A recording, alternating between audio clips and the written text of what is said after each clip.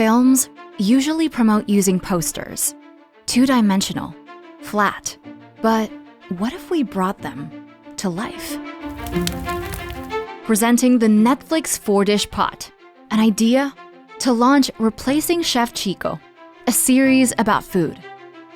First, we built a gigantic 24-foot tall pot inside one of the biggest malls in Manila. We wrapped the interior of the pot with 217 LED screens.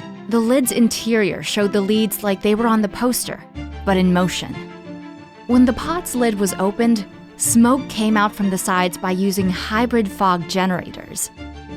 When closed, we made the floor shake by rigging it with a motorized contraption underneath, simulating the boiling stew.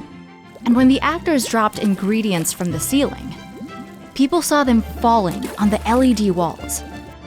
Viewers could even smell the peanut stew using innovative scenting technology. All of these giving them a 4D experience.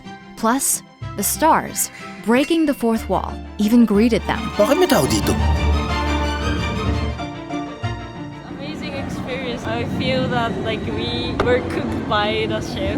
We are from Japan, Tokyo. It's the first time, first experience, this kind of promotion.